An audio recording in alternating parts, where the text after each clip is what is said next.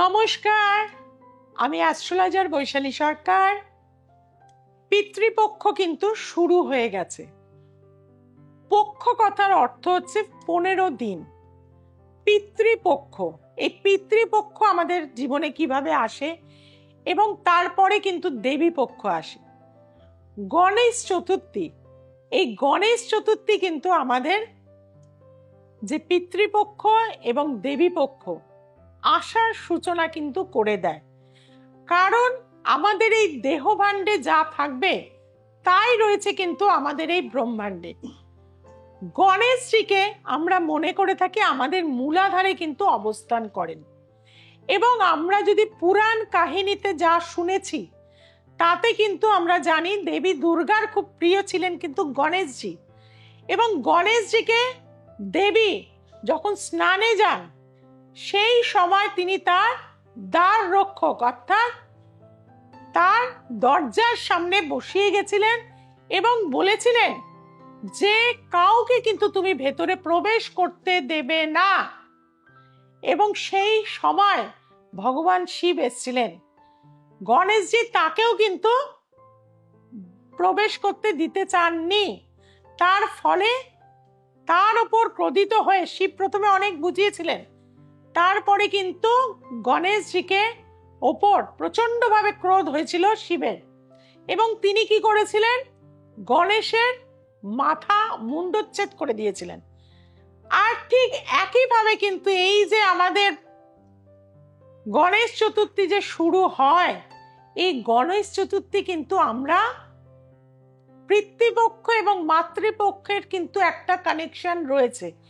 কিভাবে না, গণেশজির মধ্যে কিন্তু আমরা জানি যে পিতৃতত্ত্বের দ্বারা কিন্তু তিনি সৃষ্টি, অর্থাৎ গণেশজি আমরা আজকাল অনেক রকম গণেশের কিন্তু রাখি, কিন্তু বন্ধুরা এই গণেশ চতুর্থীর পুজো আপনারা কোনো পাথরের গণেশ, রূপোর গণেশ বা অন্যান্য এখন ফাইবারের গণেশ অনেক কিছু পাওয়া যায়, তাতে না করে আপনারা যদি একদম কালো যে মৃত্তিকা যেটা দিয়ে কিন্তু মানে ঠাকুর তৈরি হয়, দেবী দুর্গাও তৈরি হন, এবং সেই গণেশজিকে কিন্তু আমরা গণেশ চতুর্থীর শেষে অর্থাৎ এই যে পিতৃপক্ষ শুরু হচ্ছে সেই সময় কিন্তু জলের মধ্যে কিন্তু আমরা তাকে সমর্পিত করে থাকি। অর্থাৎ সৃষ্টি কিন্তু একটা সবসময় সার্কুলেট হচ্ছে, এবং সেই সময় যে সময় আমরা জলে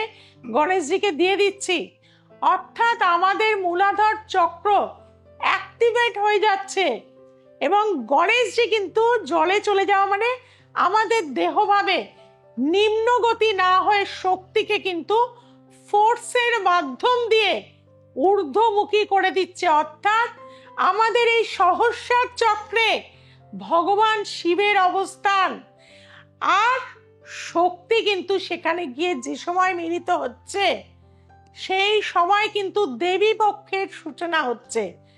তার ফলে আপনারা বুঝতেই পারছেন যে আমাদের এই পিতৃপক্ষ অর্থাৎ গণেশজিকে যে সময় আমরা জলে দিচ্ছি তারপরেই কিন্তু আমাদের যে ইউনিভার্সালের মধ্যে যে সোল রয়েছে সেটা আপনার আমার বা হিন্দু, মুসলিম, শিখ, খ্রিস্টান যে ধর্মের মানুষই বলেন না কেন, প্রত্যেকের ইউনিভার্সালের উদ্দেশ্যে আমরা কিন্তু তর্পণ করব, প্রাণীকুলের উদ্দেশ্যে কিন্তু আমরা তর্পণ করব। আর এই 7 তারিখ থেকে 21 তারিখ এই 15 ডেজ আমাদের অ্যানসেস্টররা আমাদের ছেড়ে যখন চলে গেছেন তাদের সোল যখন সন্তুষ্ট হয় না আমাদের পূর্বপুরুষের উদ্দেশ্যে, কারণ জল থেকে আমরা জানি সৃষ্টি, সেই জল দিয়ে যদি আমরা তর্পণ করতে পারি তাহলে কিন্তু সোল কিন্তু সন্তুষ্ট হয়, এবং পিতৃপুরুষের আশীর্বাদও কিন্তু আপনি পাবেন। এবং এই সময়টা আমি প্রত্যেককে বলবো 7 তারিখ থেকে 21 তারিখ এই সময়টা কিন্তু খুব নিষ্ঠাচারে থাকতে হয়, কোনোভাবে নেশাদ্রব্য সেবন করবেন না, তার পাশাপাশি কোনো রকম বেড রিলেশন তৈরি করবেন না, এবং তার পাশাপাশি কিন্তু সকালবেলা উঠে আপনারা ননভেজ খাবার বা সারাদিন যদি এই কটা দিন 15 ডেজ ভেজ খাবার খেতে পারেন, তাহলে কিন্তু সেটা আপনাদের জন্য মঙ্গলদায়ক। এছাড়া আমি বলে থাকবো প্রতিদিন, আমি নিজেও যেরকম করছি, যে যারা আপনার বাবা বলুন, শ্বশুর মশাই বলুন, যারা আপনাকে ছেড়ে চলে গেছে, আপনার কাছের মানুষ ছিলেন, তারা যে জিনিসটা খেতে ভালোবাসেন, কেউ হয়তো পায়েস খেতে ভালোবাসে, কেউ হয়তো পোস্ত খেতে ভালোবাসতো, কেউ হয়তো ছানার ডালনা খেতে ভালোবাসতো, কেউ হয়তো মাছ খেতে ভালোবাসতো, সেটা রান্না করে আপনি তার সামনে দিন। এবং তারপরে আপনি যে কোনো দুস্থ মানুষকে সেই খাবারটা কিন্তু দেবেন, একদম অপাইজ মানুষকে খাইয়ে আসুন। এই সময় আপনারা দান ধ্যান বেশি করুন। এই সময়টা একটা আপনার জীবনের আপলিফমেন্টের টাইম, অর্থাৎ আপনার আধ্যাত্মিকতা, আপনার স্পিরিচুয়ালিটি, আপনার কর্মজীবন, কারণ কর্ম বা পারদ্ধ কিন্তু আমাদের জীবনে আছে। কারণ অনেকে আমাকে বলেন যে আপনি কি করে বলেন যে পারদ্ধের এই কর্ম ছিল আমার, বা দেখুন পারদ্ধ সাপেক্ষেই কিন্তু আমাদের প্রত্যেকের জন্ম হয়ে থাকে। কারণ ধরুন একটা রিক্সাওয়ালার বউ যখন কনসেপ্ট করে আর একজন টাটা বা বিল্ডার ঘরের বউ কনসেপ্ট করে, দুটো সিস্টেম কিন্তু এক, সেই গর্ভাশয়ে কিন্তু বাচ্চাটা আসে।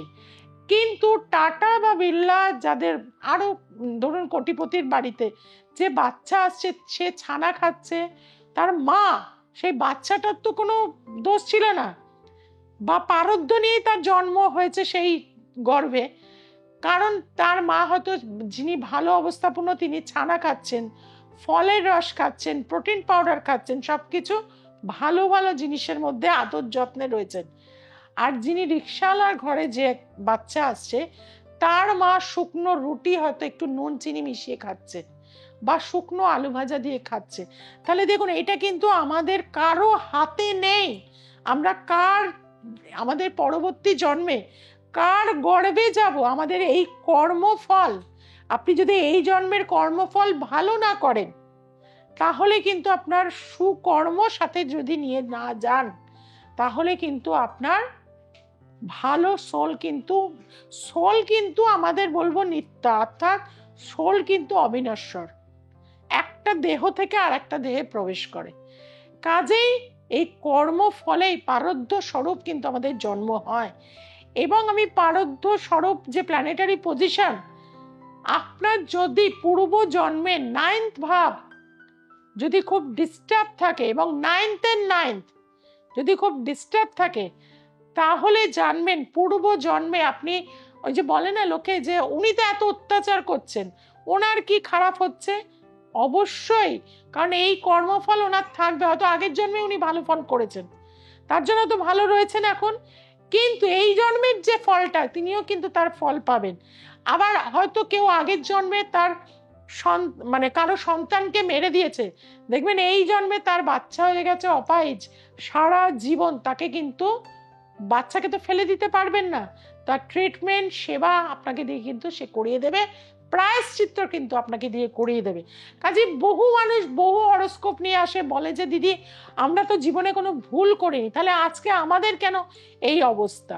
এটা আপনার পারদ্ধ। আর পারদ্ধকে ঠিক করতে গেলে আপনাকে কি করতে হবে? স্পিরিচুয়ালিটিতে থাকতে হবে, ইউনিভার্সালের সেবা দিতে হবে। আপনার কাছে যেটা নেই সেটা আপনাকে ইউনিভার্সালকে দিতে হবে, মানুষের সেবা করতে হবে। ভগবান যদি আপনাকে 100 টাকা দেয়, আমি বলবো 10 টাকা অন্তত সেবায় দিন। আপনার দেখবেন পরে আপনার ওই 10 টাকাটা 10,000 হয়ে যাবে, তারপরে লাখ টাকা হয়ে যাবে, তারপরে 10 লাখ টাকা হয়ে যাবে। অর্থাৎ আমরা কখনো কিন্তু অপাত্রে দেবেন না। ধরুন কেউ নেশা করে, তাকে আপনি বলবো না আপনি টাকার যোগান দিন, কিন্তু আপনাকে কর্ম দিতে হবে, সেবা দিতে হবে। এই সময়টা গরুদের সেবা দিন, গরুকে কিছু গুড় ছোলা খাওয়ান, কিছু না পারেন, আপনার সামর্থ্য নেই কিনে খাওয়ানোর, আপনি ঘাস পাতা খাওয়ান, কুকুরকে সেবা দিন, বিড়ালকে সেবা দিন, দেখবেন আপনার জীবনে কিন্তু অনেক গ্রহগত উন্নতি হবে। আমি আমার নিজের জীবন দিয়ে, আমি যাদেরকে করিয়েছি তাদের জীবন দিয়ে, আমি দীর্ঘ 26 বছর আপনাদের নিয়ে আমি কাজ করে চলেছি, আপনাদের সেবা দিয়ে চলেছি, এবং প্রতিটা মানুষ এসে বলে তারা ভালো আছে। আমার ক্ষমতা কতটুকু?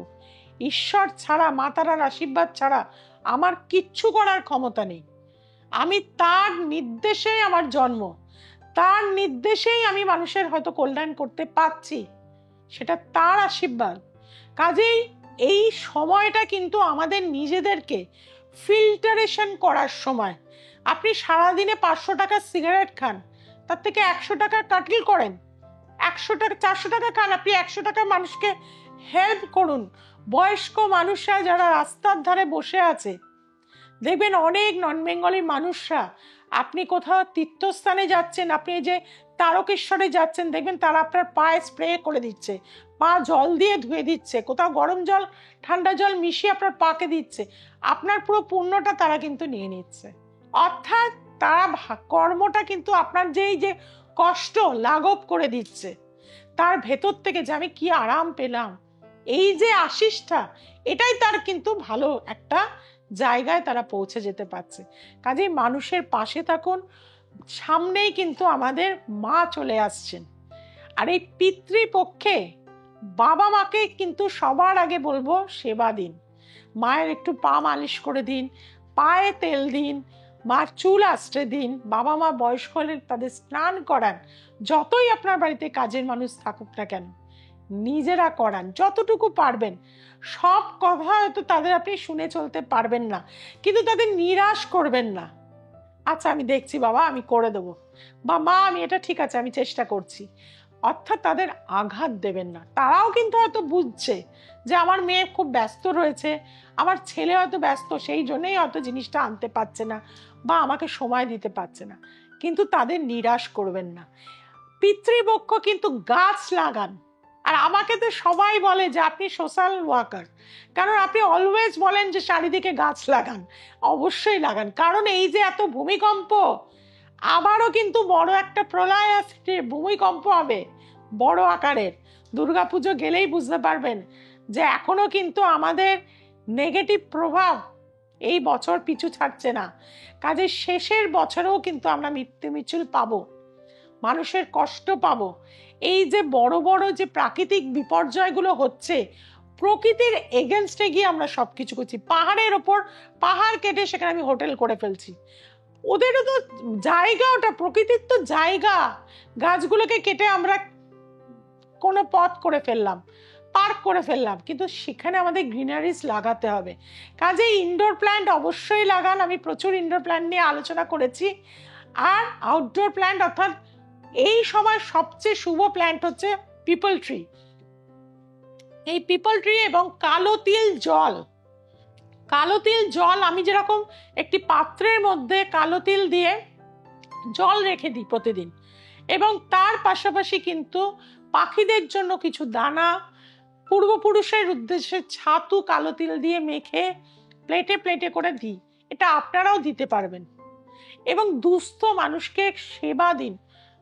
ভোগ প্রসাদ এখন বহু জায়গায় হয়, আপনার সামর্থ্য আছে 2 কেজি চাল কিনে দেওয়ার, সেটাই দিন। আপনার সামর্থ্য আছে 20 কেজি চাল কিনে দেওয়ার, সেটাই দিন। কিন্তু কর্ম ভালো করুন, কর্ম ভালো করবেন।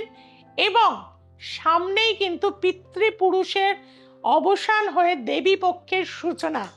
সেই সূচনা কিন্তু হচ্ছে আমাদের অশুভ শক্তিকে নাশ করা। অর্থাৎ দেবী দুর্গা রূপে মহিষাসুর যে অসুর, তাকে কিন্তু নাশ করেছিলেন।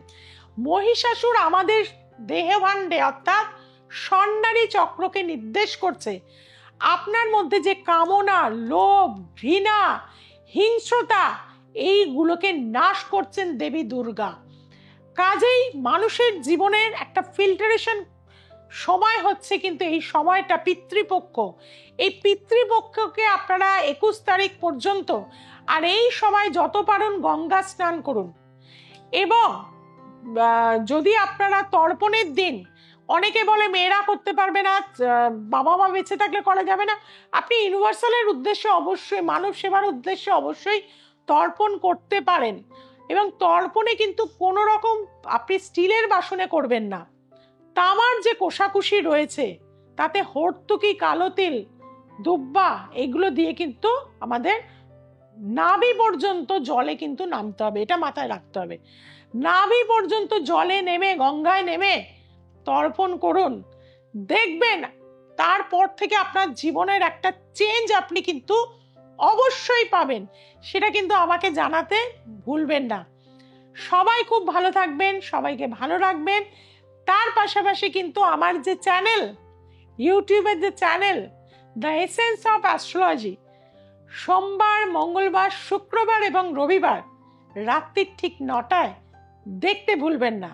আর প্রতিদিন দ্য এসেন্স অফ অ্যাস্ট্রোলজির ফেসবুক চ্যানেলে আমি দুপুরবেলা কিন্তু লাইভে চলে আসি, সরাসরি আপনারা আমার সাথে কথা বলতে পারেন। কাজেই যার যেখানে সুবিধা অবশ্যই যোগাযোগ করে নেবেন। কলকাতায় অজস্র আমার চেম্বার আছে, হাতিবাগান, রাজারহাট, ব্যারাকপুর, বেহালা, হাওড়া, গড়িয়াহাট, এই চেম্বারগুলো তো পাচ্ছেন শেওড়াফুলি। তাছাড়া ওয়েস্ট বেঙ্গলে আপনারা দূরের চেম্বার হচ্ছে শিলিগুড়ি, মালদা, বহরমপুর, কৃষ্ণনগর এবং দুর্গাপুর, আসানসোলে আমাকে কিন্তু পেয়ে যাচ্ছেন। যদি আপনারা খুব কষ্টে রয়েছেন, সমস্যায় রয়েছেন, যন্ত্রণায় আছেন, আপনার ছেলে প্রচন্ডভাবে অবাধ্য হয়ে গেছে, পড়াশুনোয় কোনোভাবে মন দিতে পারছে না, আগে কিন্তু পড়াশোনায় ভালো ছিল, তাদেরকে বলবো একবার আমার কাছে আসতে হবে। আপনার স্বামীর সাথে আপনি দারুণভাবে সংসার করছিলেন, কিন্তু হঠাৎ করে মাস চারেক ধরে স্বামী একদম চেঞ্জ, আপনাকে সহ্য করতে পারছেন না, এক্সট্রা ম্যারিটাল অ্যাফেয়ার্সে জড়িয়ে পড়েনি তো, সেই কারণের জন্য কিন্তু আপনাকে অবশ্যই আসতে হবে। সন্তান বা স্বামী নেশার মধ্যে ডুবে যাচ্ছে না তো, অবশ্যই সেই সমাধানের জন্য কিন্তু আসতে হবে। আর দীর্ঘ 26 বছর আপনাদের সাথে আছি, পাশে আছি। অগণিত মানুষ কিন্তু আমার কাছে আসে প্রতিটা অমাবস্যায়।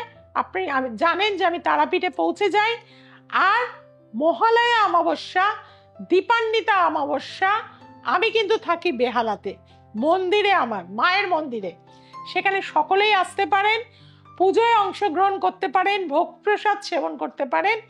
তার জন্য 21 তারিখ সকাল থেকে কিন্তু আমার পুজো চালু হয়ে যাবে। যারা চাইছেন তার আগে নিজেদের জীবনের সমস্যা মিটিয়ে ফেলতে, তাদেরকে বলবো 6290513152, আরেকটি নাম্বার 8697339671 অবশ্যই যোগাযোগ করুন। সবাই খুব ভালো থাকবেন, সবাইকে খুব ভালো রাখবেন। নমস্কার।